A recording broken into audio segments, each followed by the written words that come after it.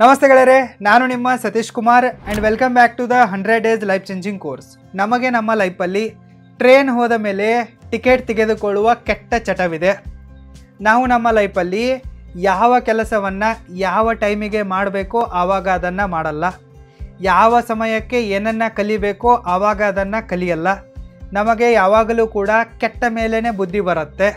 ನಿಮ್ಮ ಜೊತೆಗೆ ಈ ರೀತಿ ಆಗಬಾರ್ದು ಅಂತಂದರೆ ನೀವು 40ರಲ್ಲಿ ನರಳಬಾರ್ದು ಅಂತ ಅಂದ್ಕೊಂಡಿದ್ರೆ ನೀವು 20ರಲ್ಲಿ ಕೆಲವೊಂದಿಷ್ಟು ಬೆಸ್ಟ್ ಸ್ಕಿಲ್ಗಳನ್ನು ಕಲಿಬೇಕು. ಆ ಸ್ಕಿಲ್ಗಳು ಇಂತಿವೆ. Number 1, time management skills. ನೀವು ತಪ್ಪದೆ ನಿಮ್ಮ ಸಮಯವನ್ನು ಸರಿಯಾಗಿ ಮ್ಯಾನೇಜ್ ಮಾಡುವುದನ್ನು ಕಲಿಬೇಕು. ಟೈಮ್ ಈ ಜಗತ್ತಿನಲ್ಲಿ ಅತಿ ಕಾಸ್ಟ್ಲಿಯಾದ ಸಂಗತಿಯಾಗಿದೆ.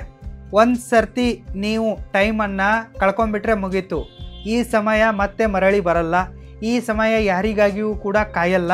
ಯಾರು ಸಮಯಕ್ಕೆ ಗೌರವ ಕೊಡಲ್ವೋ ಅವರಿಗೆ ಯಾವತ್ತೂ ಕೂಡ ಗೌರವ ಸಿಗಲ್ಲ.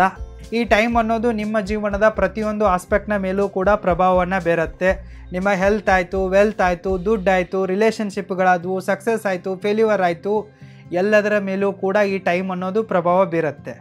ಸೊ ನೀವು ನಿಮ್ಮ ಜೀವನದಲ್ಲಿ ಸಕ್ಸಸ್ಫುಲ್ ಆಗಬೇಕಂತಂದರೆ, ಫೈನಾನ್ಷಿಯಲ್ ಫ್ರೀಡಮನ್ನು ಅಚೀವ್ ಮಾಡಬೇಕಂತಂದರೆ ನೀವು ನಿಮ್ಮ ಟೈಮನ್ನು ಸರಿಯಾಗಿ ಮ್ಯಾನೇಜ್ ಮಾಡಿ ಮೊದಲು ಟೈಮ್ ಫ್ರೀಡಮನ್ನು ಅಚೀವ್ ಮಾಡಬೇಕು. ಅದಕ್ಕಾಗಿಯೇ ನೀವು ಕಂಪಲ್ಸರಿಯಾಗಿ ಟೈಮ್ ಮ್ಯಾನೇಜ್ಮೆಂಟ್ ಸ್ಕಿಲ್ಸ್ಗಳನ್ನು ಕಲಿಲೇಬೇಕು. ಒಂದು ವೇಳೆ ನಿಮಗೆ ಟೈಮ್ ಮ್ಯಾನೇಜ್ಮೆಂಟ್ ಸ್ಕಿಲ್ಗಳನ್ನು ಕಲಿಬೇಕು ಎಂಬ ಆಸೆ ಇದ್ದರೆ ನೀವು roaringbusinesschool.comಗೆ ವಿಸಿಟ್ ಮಾಡಿ ಮತ್ತು ಅಲ್ಟಿಮೇಟ್ ಟೈಮ್ ಮ್ಯಾನೇಜ್ಮೆಂಟ್ ಕೋರ್ಸ್ಗೆ ಜಾಯ್ನ್ ಆಗಿ. SP10 ಡಿಸ್ಕೌಂಟ್ ಕೂಪನನ್ನು ಯೂಸ್ ಮಾಡಿ ನಿಮಗೆ ಡಿಸ್ಕೌಂಟ್ ಸಿಗುತ್ತೆ.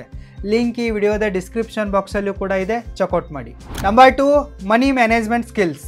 ನೀವು ಕಡ್ಡಾಯವಾಗಿ ನಿಮ್ಮ ಹತ್ರ ಇರುವ ಹಣವನ್ನು ಸರಿಯಾಗಿ ಮ್ಯಾನೇಜ್ ಮಾಡೋದನ್ನು ಕಲಿಬೇಕು. ನಿಮಗೆ ಮನಿ ಮ್ಯಾನೇಜ್ಮೆಂಟ್ ಬರಲೇಬೇಕು.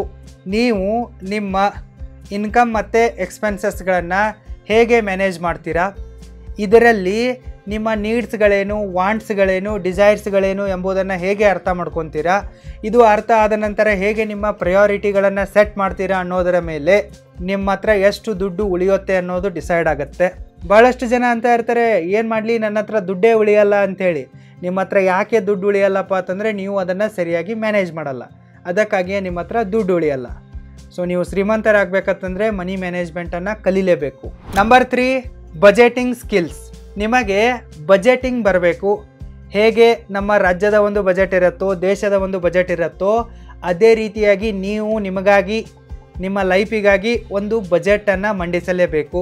ನೀವು ಫ್ಯಾಮಿಲಿ ಮ್ಯಾನ್ ಆಗಿದ್ದರೆ ನಿಮ್ಮ ಫ್ಯಾಮಿಲಿಯ ಬಜೆಟನ್ನು ಮಂಡಿಸಬೇಕು.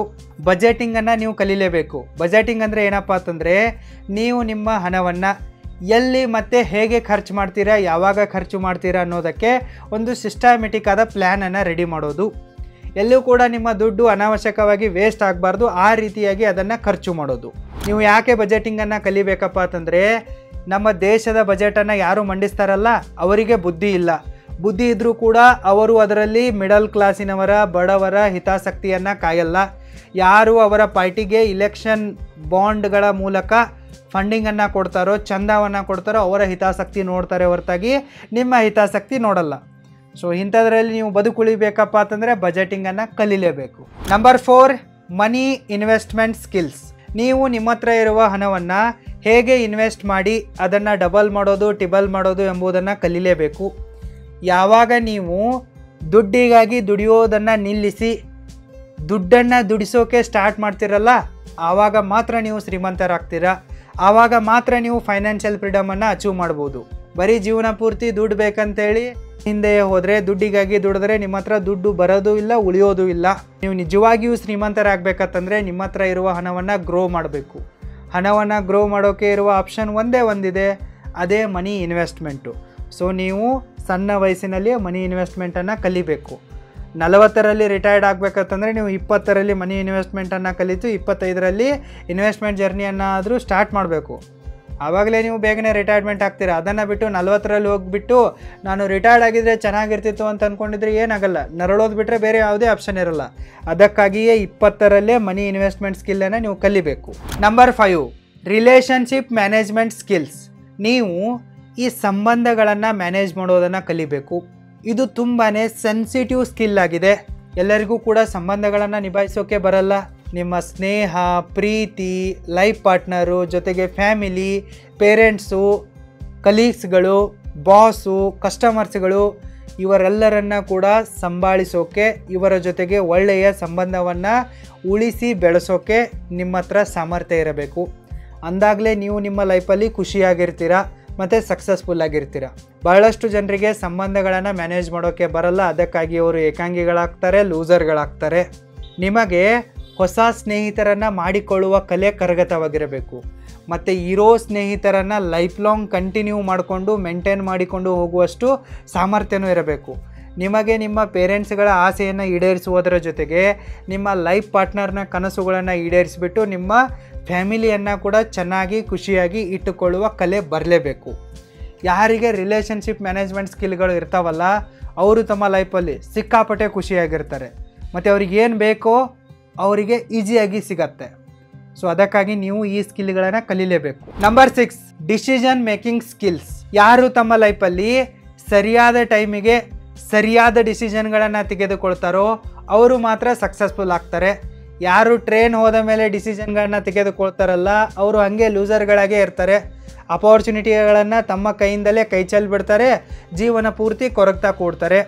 ಯಾರು ಸರಿಯಾದ ಟೈಮಿಗೆ ಸರಿಯಾಗಿ ಡಿಸಿಷನನ್ನು ತೆಗೆದುಕೊಳ್ಳಲ್ವೋ ಅವರಿಗೆ ಸರಿಯಾದ ಕಾಲೇಜು ಕೂಡ ಸಿಗಲ್ಲ, ಸರಿಯಾದ ಜಾಬ್ ಕೂಡ ಸಿಗಲ್ಲ, ಸರಿಯಾದ ಬಿಸ್ನೆಸ್ ಕೂಡ ಆಗಲ್ಲ, ಸರಿಯಾದ ಲೈಫ್ ಪಾರ್ಟ್ನರ್ ಕೂಡ ಸಿಗಲ್ಲ.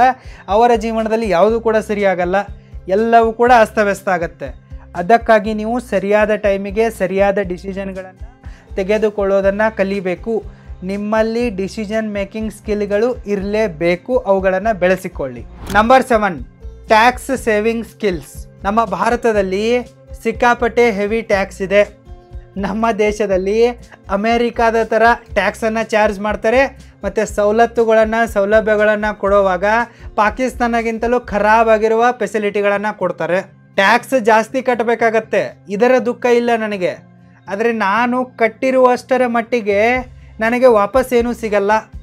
ಈ ಭಾರತ ದೇಶದಲ್ಲಿ ಎಲ್ಲರೂ ಕೂಡ ಡೈರೆಕ್ಟಾಗಾಯಿತು ಇಂಡೈರೆಕ್ಟಾಗಿ ಸಿಕ್ಕಾಪಟ್ಟೆ ಹೆವಿ ಟ್ಯಾಕ್ಸ್ಗಳನ್ನು ಪೇ ಮಾಡ್ತಾರೆ. ಆದರೆ ಇದರ ಬದಲಾಗಿ ಅವ್ರಿಗೇನೂ ಸಿಗಲ್ಲ, ಮಣ್ಣು ಸಿಗಲ್ಲ, ಬದನೆಕಾಯಿನೂ ಸಿಗಲ್ಲ. ಹೆವಿ ಟ್ಯಾಕ್ಸ್ ಇದೆ, ರಿಟರ್ನಾಗಿ ಏನೂ ಸಿಗಲ್ಲ, ಫೆಸಿಲಿಟಿ ಏನೂ ಇಲ್ಲ. ನಾವು ಮತ್ತು ಎಜುಕೇಷನ್ಗೂ ಕೂಡ ದುಡ್ಡು ಕೊಡಬೇಕು, ಹೆಲ್ತ್ ಫೆಸಿಲಿಟಿಗೂ ಕೂಡ ದುಡ್ಡು ಕೊಡಬೇಕು, ನಮ್ಮ ಬಿಸ್ನೆಸ್ಸಿಗೆ ನಮ್ಮ ಜಾಬಿಗೆ ನಾವೇ ಎಲ್ಲ ಖರ್ಚು ಮಾಡಬೇಕು, ಜೊತೆಗೆ ಟ್ರಾನ್ಸ್ಪೋರ್ಟೇಷನ್ಗೂ ಕೂಡ ನಾವೇ ಖರ್ಚು ಮಾಡ್ಕೋಬೇಕು. ಇವ್ರದ್ದು ಏನೂ ಕೂಡ ಫೆಸಿಲಿಟಿ ಬರಲ್ಲ, ಸರಿಯಾಗಿ ಸಿಗಲ್ಲ. ಸೊ ಹೀಗಾಗಿ ನೀವು ಟ್ಯಾಕ್ಸನ್ನು ಉಳಿಸ್ಬೇಕು. ಈ ಟ್ಯಾಕ್ಸನ್ನು ಉಳಿಸ್ಬಿಟ್ಟು ನೀವು ಶ್ರೀಮಂತರಾಗಬೇಕು. ಈ ಗೋರ್ಮೆಂಟಿಗೆ ಎಷ್ಟು ಟ್ಯಾಕ್ಸನ್ನು ಕಟ್ತೀರೋ ಅಷ್ಟು ನೀವು ಬಡವರಾಗ್ತಾ ಹೋಗ್ತೀರಾ. ದುಡ್ಡು ವೇಸ್ಟ್ ಆಗುತ್ತೆ. ಈ ಹಲ್ಕಟ್ ರಾಜಕಾರಣಿಗಳು ಇಟ್ಕೊತಾರೆ, ಇವರು ಮತ್ತು ಇವರ ಮಕ್ಕಳ ಹೆಸರಲ್ಲಿ ಸಾವಿರಾರು ಕೋಟಿ ಆಸ್ತಿ ಆಗುತ್ತೆ. ನೀವು ನಿಮ್ಮ ಮಕ್ಕಳು ರೋಡಿಗೆ ಬಂದು ನಿಲ್ತೀರ. ಅದಕ್ಕಾಗಿ ನಿಮಗೆ ಟ್ಯಾಕ್ಸ್ ಸೇವಿಂಗ್ ಸ್ಕಿಲ್ಗಳು ಬರಲೇಬೇಕು. Number 8, surviving skills. ನೀವು ನಿಮ್ಮ ರಕ್ಷಣೆಯನ್ನು ಮಾಡಿಕೊಳ್ಳುವಲ್ಲಿ ಸಮರ್ಥರಾಗಿರಬೇಕು ಮತ್ತು ನಿಮ್ಮವರ ರಕ್ಷಣೆಯನ್ನು ಮಾಡುವಲ್ಲಿ ಕೂಡ ಸಮರ್ಥರಾಗಿರಬೇಕು. ಅದಕ್ಕಾಗಿ ನೀವು ಬೇಸಿಕ್ ಆಗಿರುವ ಸರ್ವೈವಿಂಗ್ ಸ್ಕಿಲ್ಗಳನ್ನು ಕಲೀಲೇಬೇಕು. ಉದಾಹರಣೆಗಾಗಿ ಸ್ವಿಮ್ಮಿಂಗ್ ಆಯಿತು, ಕುಕ್ಕಿಂಗ್ ಆಯಿತು, ಡ್ರೈವಿಂಗ್ ಆಯಿತು, ಸೆಲ್ಫ್ ಡಿಫೆನ್ಸ್ ಟೆಕ್ನಿಕ್ಸ್ಗಳಾದವು, ಜೊತೆಗೆ ಫಸ್ಟ್ ಏಡ್ ಮಾಡೋದಾಯಿತು ಅಂದರೆ ಪ್ರಥಮ ಚಿಕಿತ್ಸೆಯನ್ನು ಮಾಡೋದಾಯಿತು. ಈ ರೀತಿ ಸರ್ವೈವಿಂಗ್ ಸ್ಕಿಲ್ಗಳನ್ನು ನೀವು ಕಲೀಲೇಬೇಕು. Number 9, problem solving skills. ನೀವು ಪ್ರಾಬ್ಲಮ್ಗಳನ್ನು ಸಾಲ್ವ್ ಮಾಡುವುದನ್ನು ಕಲೀಲೇಬೇಕು. ಈ ಜೀವನ ಪೂರ್ತಿ ಪ್ರಾಬ್ಲಮ್ಸ್ಗಳು ಬಂದೇ ಬರ್ತವೆ. ನಿಮ್ಮ ಜೀವನದಲ್ಲಿ ಪ್ರಾಬ್ಲಮ್ಸ್ಗಳು ಬರಲ್ಲ, ಈ ಪ್ರಾಬ್ಲಮ್ಸ್ಗಳಲ್ಲೇ ನಿಮ್ಮ ಜೀವನ ಆಗಿದೆ. ನೀವೇ ಒಂದು ದೊಡ್ಡ ಪ್ರಾಬ್ಲಮ್ ಆಗಿಬಿಡ್ತೀರಾ, ನಿಮ್ಮ ಜೀವನವೇ ಒಂದು ದೊಡ್ಡ ಪ್ರಾಬ್ಲಮ್ ಆಗಿಬಿಟ್ಟಿದೆ. ಅದಕ್ಕಾಗಿಯೇ ನೀವು ಪ್ರಾಬ್ಲಮ್ಗಳನ್ನು ಸಾಲ್ವ್ ಮಾಡೋದನ್ನು ಕಲೀಲೇಬೇಕು. ಪ್ರತಿ ಕ್ಷಣ ಪ್ರತಿದಿನ ಹೊಸ ಹೊಸ ಚಾಲೆಂಜ್ಗಳು, ಹೊಸ ಪ್ರಾಬ್ಲಮ್ಸ್ಗಳು ಬಂದು ನಿಮ್ಮ ಕೆನ್ನೆಗೆ ಬಾರಿಸ್ತಾನೆ ಇರ್ತವೆ. ಸೊ ಅಳ್ತಾ ಕುಂತ್ರೆ ಕೆಲಸ ಆಗಲ್ಲ. ಸೊ ನೀವು ಬಂದಿರುವ ಪ್ರಾಬ್ಲಮ್ಗಳನ್ನ ಸಾಲ್ವ್ ಮಾಡಬೇಕು, ಅವುಗಳನ್ನು ದೂರ ಓಡಿಸ್ಬೇಕು ಮತ್ತು ಧೈರ್ಯವಾಗಿ ಮುನ್ನುಗ್ಗಬೇಕು. ಯಾರಿಗೆ ಪ್ರಾಬ್ಲಮ್ಗಳನ್ನು ಸಾಲ್ವ್ ಮಾಡೋಕ್ಕೆ ಬರುತ್ತೋ ಅವರು ಮಾತ್ರ ತಮ್ಮ ಲೈಫಲ್ಲಿ ಒಂದು ದೊಡ್ಡ ಲೆವೆಲ್ಗೆ ಹೋಗ್ತಾರೆ. ಅದಕ್ಕಾಗಿ ಪ್ರಾಬ್ಲಮ್ ಸಾಲ್ವಿಂಗ್ ಸ್ಕಿಲ್ಗಳನ್ನು ಬೆಳೆಸಿಕೊಳ್ಳಿ. Number 10 and last, life management skills. ಭಾಳಷ್ಟು ಜನರಿಗೆ ಲೈಫ್ ಮ್ಯಾನೇಜ್ಮೆಂಟ್ ಸ್ಕಿಲ್ಗಳು ಬರಲ್ಲ.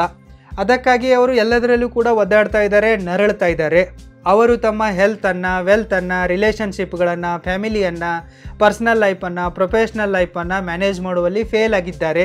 ಹೀಗಾಗಿ ಅವರಿಗೆ ಈ ಸಮಾಜ ಲೂಸರ್ ಅನ್ನೋ ಹಣೆಪಟ್ಟ ಕಟ್ಟಿದೆ.